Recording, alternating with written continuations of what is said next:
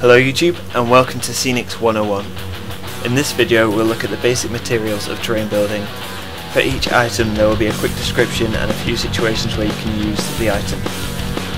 Every item on this list will eventually get a more in-depth description and its own video, and they'll describe its uses, limitations, the product ranges, the suppliers, the pros and cons, and my own personal opinions.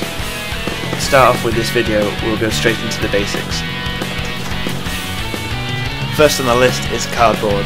It's great because it's easy to get hold of, it's a very cheap material from cereal boxes to general packaging. It's very versatile, but the downside is it's weak and it warps. Next on the list we have trash such as cans, bottles and packaging. Great things about these is you can get some really unique shapes, it's really cheap to practice on. The downside is that it can be sharp, unsafe and you've got to clean it before you use it. We now have toothpicks. You can get them from most supermarkets, they're cheap, they're versatile, you can use them from anything from spikes to support structures. We've now got the glues. I think it's quite an important topic that doesn't get covered too much. There's a lot of different types of glue out there, from PVA, super glue to glue guns. Each one has its useful application. I'll be going over this in more detail in a later video. Okay, so that's the basics done with. We're going to look into more of the better quality materials and the items that you can actually purchase. Next up we have Foamboard. It's a foam centre sandwiched between two pieces of paper or card. It's sometimes called foam core. It varies in size, thickness and quality, and you should use it because it's very versatile, it's strong, it's great for building with, and it's limitless to your imagination. The problems with it is that it can warp if it's wet or heated.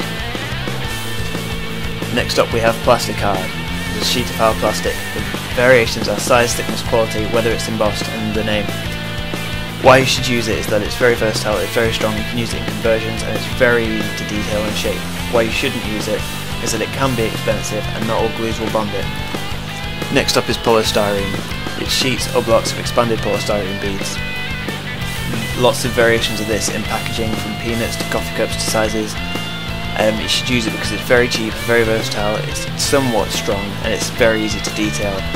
The problems with it is that it can melt if sprayed, it can crumble easily, and can require specialist tools such as a hot foam wire cutter to cut. Now onto high density polystyrene. It's a heavy duty version of the before mentioned polystyrene. It varies in colour, thickness, size and quality. It's sometimes called terrain builder's gold. It's very versatile, very strong, it's very easy to detail, and it's much better than normal polystyrene. The trouble with it is that you need special equipment such as a hot wire cutter or a lot of blades. It's more expensive than normal polystyrene. Next up we have plastic mesh. It's sometimes called bran grating, and that's because it's used in knitting. It's basically a sheet of plastic netting that varies in size and the company. It's great for detailing walkways and firing slips. Okay, now on to modelling putties and clay. There's a bunch of different types out there.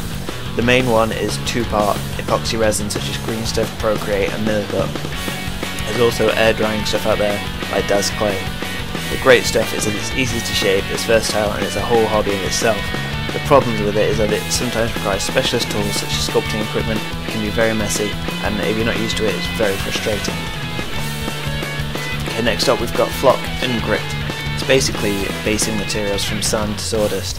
It varies in a lot of different materials, colours, sizes and price. You should use it because it can get some really nice realistic effects. If nothing else it textures your buildings well. The problem with it is that it can be expensive and doesn't always look too realistic. Okay, now up to one of my favourite materials. It's static grass. It's basically thin fibres that are coloured in to look like real grass. There's a lot of variations from companies to quality and colour. It's great for detailing in miniatures and terrain. The downside, it can be expensive, and there's a lot of different theories about how to charge the grass, and some of the applications are quite expensive. Okay guys, on to water effects now. I get asked a lot of questions via the website about this. There's a bunch of different types out there. There's two-part resins, there's varnishes, and there's water-based polyurethane such as F.O.W still water, and I think probably the Games Workshop one. They vary a lot in quality, the company that makes them, the ease of use, whether it's gel-based or water-based. You can get some really stunning effects with this, just look on YouTube for tutorials. The only problems with it is that it can be very messy, it can be awkward to apply, it takes a lot of time to dry, it can be difficult and it can be expensive, but generally the rewards are worth it. Cheers for watching guys, that was Scenics 101, the overview. Don't forget I'll be going into each topic on its own and describing in more detail, doing the pros and cons and doing each tutorial for each one. If you have any questions for me to answer in those videos, just leave a comment below and I'll get on to that. Thanks again for watching guys, happy wargaming.